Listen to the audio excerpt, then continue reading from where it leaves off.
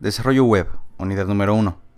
El día de hoy, siguiendo con la unidad número 1 que es con respecto al frontend, veremos los temas de maquetado y de box model. Primero vamos a comenzar explicando qué es el maquetado. El maquetado es un proceso de construir una página web a partir de un diseño conceptual, es decir, tomar pantallas o interfaces gráficas hechas por un diseñador y convertirlas en una página web o aplicación web. Este proceso toma como referencia que podemos utilizar cualquier tipo de interfaz gráfica diseñada, desde un boceto, una maqueta, una fotografía o cualquier otra forma de presentación de una interfaz, y comenzar a codificarla en HTML, CSS y JavaScript para hacer una interfaz semifuncional que tal vez no tenga las funcionalidades que tendría al final la aplicación, pero que ya tenga el aspecto como de prototipo de una aplicación más completa. Después de esto tendremos ya la versión codificada que se verá un poco más real. Ahora, ¿cómo hacemos para realizar un maquetado? Como les comentaba ahorita, primero tenemos que partir de un boceto, un prototipo o una imagen que queramos convertir a HTML con CSS y JavaScript. Por lo tanto, el primer paso que seguiremos nosotros es analizar el diseño conceptual. Este puede ser un boceto, puede ser una maqueta, o puede ser cualquier otro tipo de entregable que nos den para poder programarlo. Siguiendo nuestro ejemplo de la página de Google, tendremos esta interfaz de aquí que es un boceto hecho en una herramienta de software que nos permite hacer una imagen que no tiene colores finales, ni texturas, ni tipografías, pero que nos permite saber cómo será la distribución del maquetado. El primer paso es analizar el diseño conceptual, es decir, comenzar a identificar todos los elementos que componen a esta interfaz. Por ejemplo, encabezados, entradas de texto, contenedores que agrupen contenidos, enlace, un botón, imágenes, etc. Es comenzar a identificar cada uno de estos componentes para posteriormente en el segundo paso comenzarlos a traducir. En el segundo paso entonces comenzaremos a crear las etiquetas de HTML. Estas pueden ser de dos tipos, las de contenido y los contenedores. Contenidos como enlaces, párrafos, enlaces, encabezados, botones, entradas de tipo de texto, etc. Y contenedores como el nav, aside, header, footer o los div y span, que son de versiones anteriores.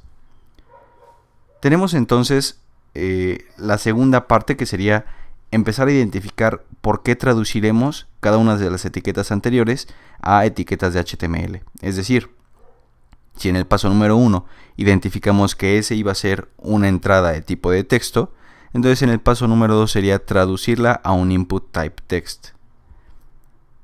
Esto es todo todavía en HTML, utilizando clases, identificadores, recursos o cualquier cosa que necesitemos para comenzar a codificarlo. En el tercer paso, comenzaremos con los estilos más básicos, que serán para la estructura o para el layout de nuestra página.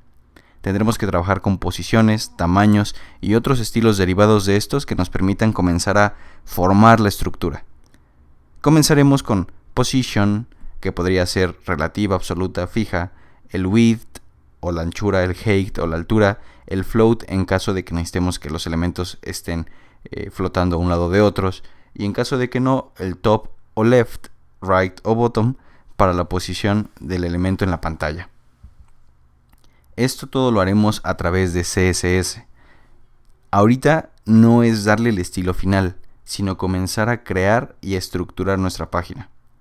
En el cuarto paso, ahora sí comenzaremos a darle el detallado final.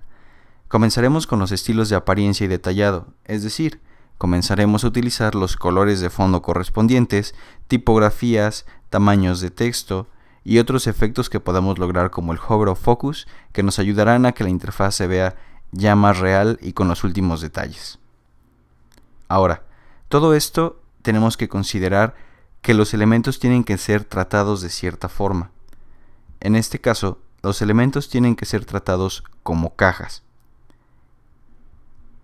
Una metodología o un modelo utilizado para el maquetado o para el layout es llamado el box model, en el que tenemos que considerar que todos los elementos de HTML los podemos tratar como cajas, o se llama también modelo de cajas.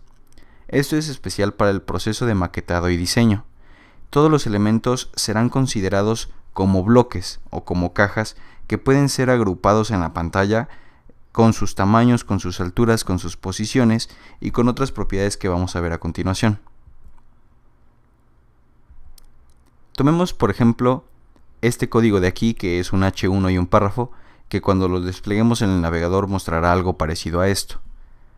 Un encabezado en Times New Roman negrita, un tamaño más grande, y un párrafo que es de tamaño más chico y separado del encabezado, por cierto margen. Ahora, estos estilos de aquí son los que le están dando estructura y forma a nuestra página. Veámoslo más a fondo. El Box Model nos dice que los elementos deben de ser considerados como cajas. Entonces, este encabezado es una caja en realidad, o un bloque. Al verlo como una caja, tenemos que considerar que hay 4 propiedades que van a afectar realmente el tamaño de esta caja. La primera de ellas es el elemento como tal, que es lo que mide el texto que nosotros escribimos, o el botón, el enlace, la imagen o lo que sea que vayamos a utilizar. La segunda propiedad que modifica a este elemento en su tamaño sería el padding. El padding es una separación interna del elemento. En este caso podemos ver el padding que está modificando el elemento. Ahora mi elemento llega hasta este punto de aquí, que es el recuadro azul. Y esta separación que tengo del elemento hacia adentro es la que llamamos padding. Como tercer propiedad que modifica el tamaño del elemento, tenemos los border. Un border es un borde básicamente que crece hacia afuera del elemento y que puede ser utilizado para distintas funciones, como en los botones, que es una línea que lo contornea, o las entradas de tipo texto, que también es una línea que lo contornea. Entonces eso hace que también el elemento crezca.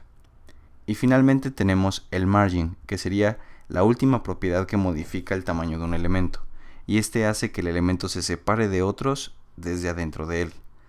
Entonces, estas son las 4 propiedades que tenemos que considerar cuando trabajamos con el modelo de cajas.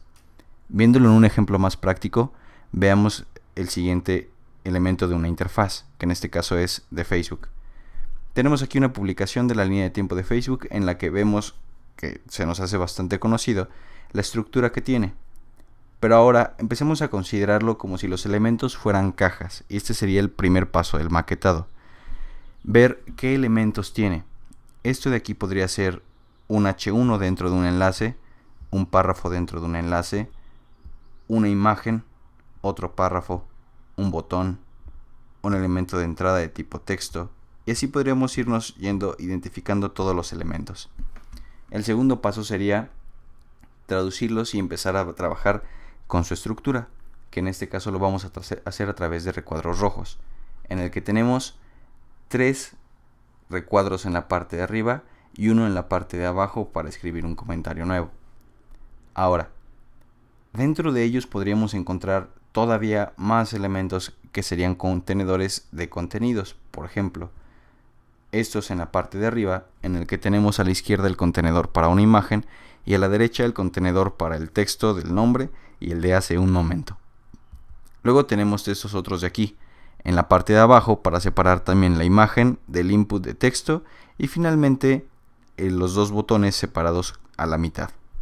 Ahora, no solamente vamos a hacerlo con los contenedores, sino también con el contenido, y aquí es donde entra la funcionalidad también del Box Model, en el que podemos, por ejemplo, tener este párrafo que tenemos marcado aquí arriba como rojo y en el que tenemos alrededor de él un pequeño borde, que podría ser un borde, un padding o un margin, pero que nos serviría también para darle separación al resto de los elementos para que no se peguen entre ellos.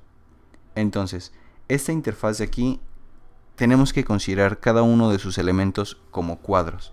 Inclusive dentro del botón podríamos visualizar esta imagen como un cuadro y este texto de acá como otro cuadro, que están separados por un margin o un padding y que final de cuentas deberían demostrar un botón como se despliega en pantalla.